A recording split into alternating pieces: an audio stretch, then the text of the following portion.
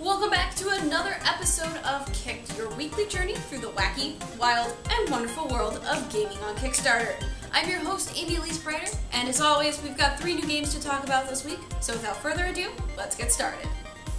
First up this week is Fortune's Tavern. The developers of this game reached out to me saying that they'd like us to take a look, and it's a pretty cool little simulator. It takes place in real time, and you are the owner of a tavern that you've kind of taken over and are trying to bring back from the brink.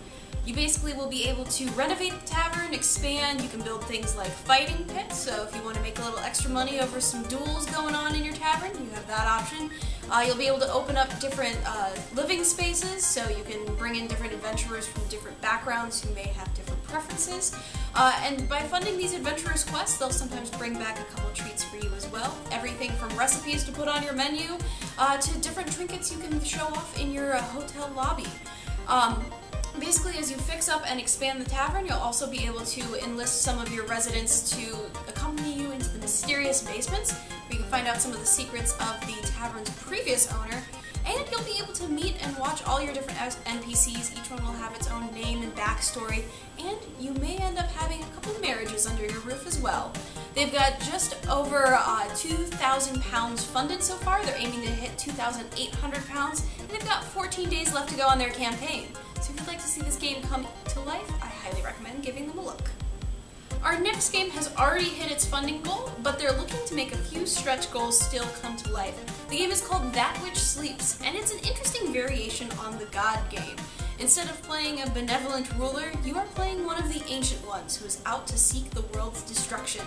Through various tools, you'll be able to start famines, turn nations against each other, and send out your agents into the world to wreak havoc, and hopefully destroy the world before they band together and destroy you.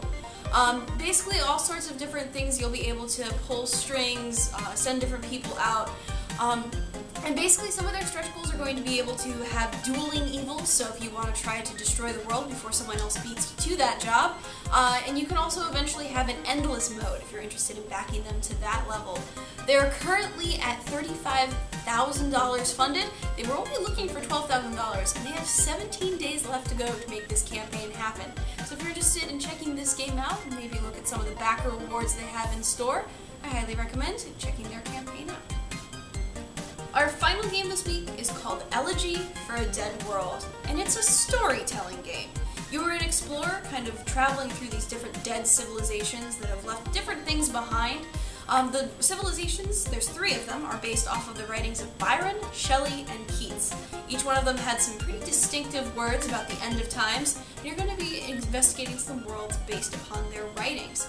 As you travel throughout, you'll be prompted at different points to write about your observations. The game will give you prompts so you can kind of get a starting point, but as you kind of start figuring out what you want this world to be, you can always delete those prompts and write your own thing.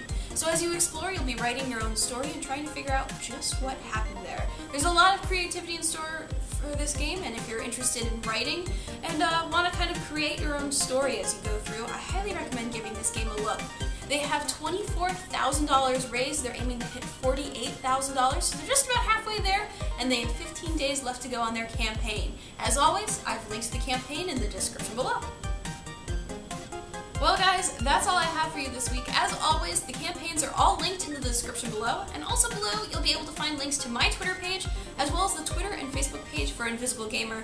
Invisible Gamer is the site I work with. Our website can be found at invisiblegamer.net. We have a whole bunch of content up there for you guys to check out. If you have a game in mind that you'd like to see me cover in a future episode, you can always tweet me at @AEBrighter, or leave a comment in the description below, and I'll try my best to fit it in a future episode.